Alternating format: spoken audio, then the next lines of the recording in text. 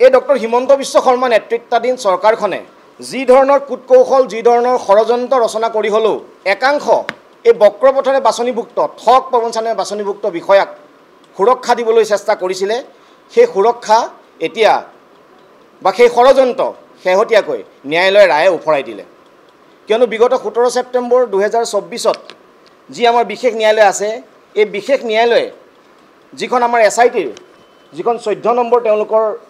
সাপ্লিমেণ্টাৰী charge sheet আছে সেই সাপ্লিমেণ্টাৰী charge sheet গ্ৰহণ কৰে আৰু যিখন সাপ্লিমেণ্টাৰী চাৰ্জশ্বিটত তেওঁলোকে 23 জনকৈ বিষয়াৰ নাম সন্নিবিষ্ট কৰিছিলে ইয়াৰ বেকগ্ৰাউণ্ড আমি কৈ যাম পিছত এই 23 জন বিষয়াৰ নাম সন্নিবিষ্ট কৰাৰ উপৰিও 14 জনকৈ এনে বিষয়াৰ নাম সন্নিবিষ্ট কৰিছিলে যিসকলক তেওঁলোকে চাৰ্জশ্বিটৰ 11 নম্বৰ কলামত নট চেণ্ট আপ বুলি লিখিছিলে অৰ্থাৎ তেওঁলোকৰ বিৰুদ্ধে উপযুক্ত তথ্য প্ৰমাণ অভাৱত তেওঁলোকক মানে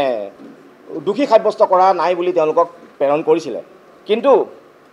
মহামান্য আমাৰ যিখন বিশেষ ন্যায়াধীশ আছে এই বিশেষ ন্যায়াধীশগৰাকীয়ে যি SIT তদন্তকাৰী বিষয়াৰ যি তেওঁৰ প্ৰেয়াৰ আছিলে তাক প্ৰত্যাখ্যান কৰে আৰু 14 জনৰ ভিতৰত 9 জন বিষয়াক তেওঁ আদালতে নিজাববীয়াকৈ তেওঁলোকে দোষী সাব্যস্ত কৰে অৰ্থাৎ আইনৰ আওতাত আনে আমাৰ সন্মানীয় বিশেষ ন্যায়াধীশজন যে সত্য আছিলে তেখেতৰ কথাখিনি সত্য আছিল এই যে 23 জন মানুহক যে এই 2 নম্বৰজন আয়োগে এতিয়া আহি প্ৰতীক থুপে যোৱাৰ পিছত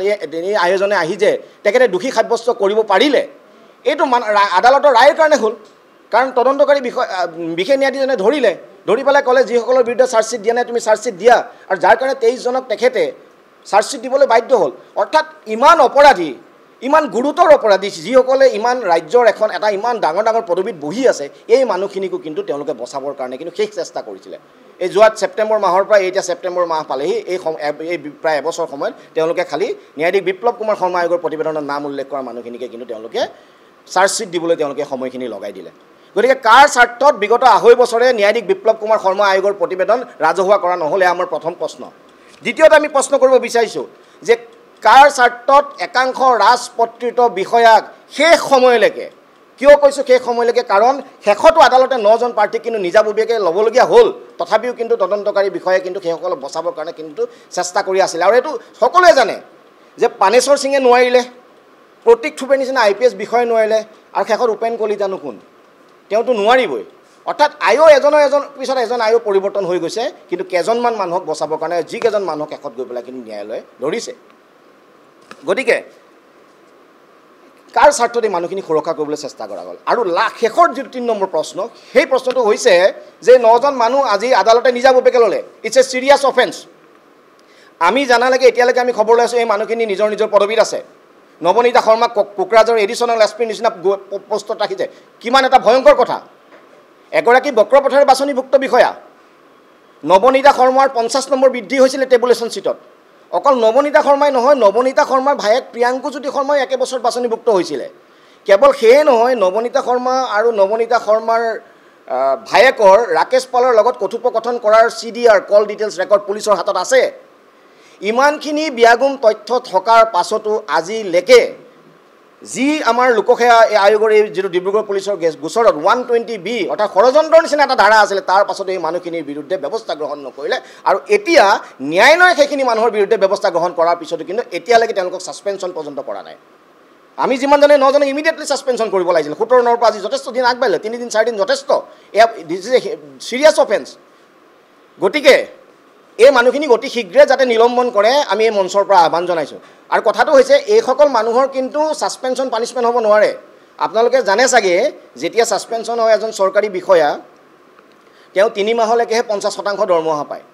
3 মাহৰ পিছত 90 দিন হৈ যোৱাৰ পিছত তেওঁৰ দৰমহাৰ 75% দৰমহা পায় আজি যে 23 জনক আজি আদালতত যে নাম আহিলে বা ছাছপেনশ্যন কৰিলে এই আজি প্ৰথম 23 জনেও ইমান দিনে কিন্তু 75% দৰমহা ঘৰত বহি একো নকৰাকৈ খাই আছে আমাৰ এই যিজন আৰক্ষী সঞ্চালক প্ৰধান ডাঙৰীয়া যিজনৰ প্ৰতি আমাৰো বহুত ৰেছপেক্ট আছিলে কিন্তু আজি এই গোটেই ঘটনাটো তেখেতৰ নাকৰ তলেদি হৈ গ'ল তেখেতৰ ফালৰ পৰা তেখেতে নিজাববীয়াকৈ কিন্তু কোনো ব্যৱস্থা গ্ৰহণ কৰিব নোৱাৰিলে এজন আৰক্ষী সঞ্চালক প্ৰধানে চৰকাৰৰ যিটো নীতিগত কথাখিনিহে মানিব লাগে চৰকাৰৰ ডিক্টেট মতে চলিব নালাগে কিন্তু দেখা গ'ল আৰম্ভণিৰ পৰা এই GP সিং ডাঙৰীয়াই এটা কথা খুব স্পষ্টকৈ কৈ আছিলে তেখেতে এই যিখিনি অপৰাধী আছিলে এই অপৰাধীখিনিৰ শ্ৰেণী বিভাজন কৰিব বিচাৰিছিলে আপোনালোকে যদি চাই SIT তদন্ত হোৱাৰ সময়তে তেওঁ এটা কথা কৈছিলে যে আমি পাৰ্টিসকলক চামন দি এতিয়া মাতিম, তাৰ ভিতৰত কিছুমানৰ এগেইনষ্টে প্ৰচিকিউটেবল এভিডেন্স আছে, সেইবিলাকৰ বিৰুদ্ধে আমি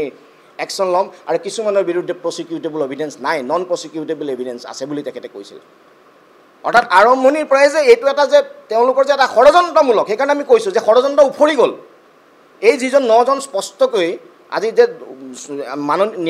বিশেষ ন্যায়ালয়ে যে অভিযুক্ত কৰিলে, এই ষড়যন্ত্ৰটো ক'ৰবাত নহয় ক'ৰবাত কিন্তু উফৰাই দিলে। এই কেলেংকাৰীৰ মূলতে এই মানুহখিনিক বচাবৰ কাৰণে যে আৰম্ভণিৰ পৰা এই 2.5 বছৰৰ কৌশল চলি আছে। গৃহ বিভাগৰ ফেইলাৰ হৈছে। এজ এ যদি আমি গোটেই সামগ্ৰিকভাৱে চাবলৈ যাওঁ, গোটেই গৃহ বিভাগে ফেইল কৰিছে। কাৰণ এই যে যিখন মাননীয় ন্যায়াধীশ বিপ্লৱ কুমাৰ শৰ্মা আয়োগৰ প্ৰতিবেদন আজি 2.5 বছৰে আজি লুকাই ৰাখিছে, আজি ৰাজহুৱা কৰা নাই, সেইখন হৈছে গৃহ বিভাগ। আজি এই পাৰ্টিসকলৰ বিৰুদ্ধে ব্যৱস্থা গ্ৰহণ কৰিবলৈ সেইটো মূলতে হৈছে গৃহ বিভাগ।